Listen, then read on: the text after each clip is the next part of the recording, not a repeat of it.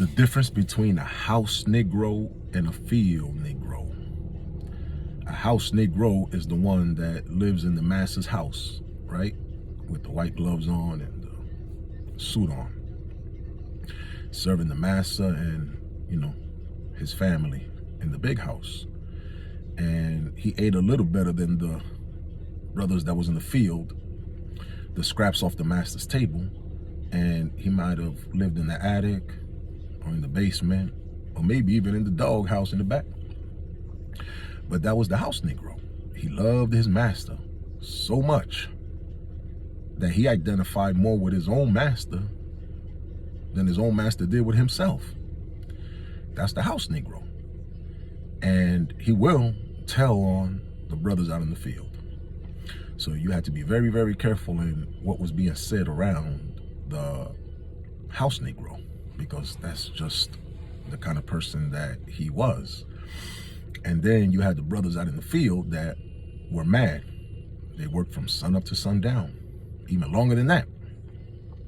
If the master could make an extra day and an extra hour, he'd throw it in there too and have them working that long. And these brothers hated the master. They always wanted this whole thing to come to an end. And if the master house caught on fire, they would pray for a strong wind to come through. And if the master got sick, they would tell the doctor to go in the other direction. But the house Negro would try to turn that fire off, even if it cost him his life. He would try to hurry up and get all the white folk out the house before he get his own self out the house. And if the master got sick, masters, we sick.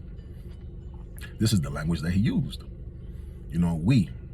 All of a sudden we became some French Negroes also on that plantation. And the field Negro was always looking to escape, leave, get out. He didn't care where. Anywhere was better than there. And that is the difference between a house Negro and a field Negro, like the way Brother Malcolm X explained it. Now, this is a tribute to Malcolm X. I don't want to say this as if it's my own words. This is me saying what Malcolm said, not exactly how he said it, but, along those lines. And so I say that today we have more house Negroes than field brothers, because house Negroes are now living much better than the house Negroes were on the plantation. We're still on the plantation. This whole United States of America is a plantation. But now you got some of these brothers that are rich, get their checks signed by the white man, right? So when something happens with one of our field brothers, which there's not too many of us, it's like we've been overshadowed by the house Negroes. So when a field brother says something, they send the house Negro in. And then they send the biggest of the brothers at the field brother.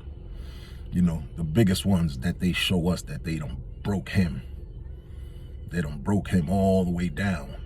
Where as big as he is, right? Big Zulu warrior could have been on the field fighting for our liberation, because that's what it's gonna take, physical fighting. All this marching and sitting in and sitting down and laying down and all this other stuff ain't gonna do it. It has to be straight war, because that's the only thing the enemy understands.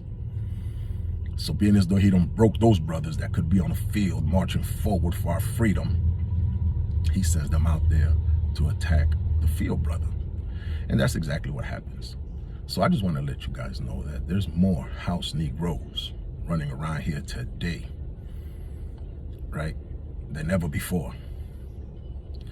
You brothers and sisters, have a good day. Enjoy the rest of your day.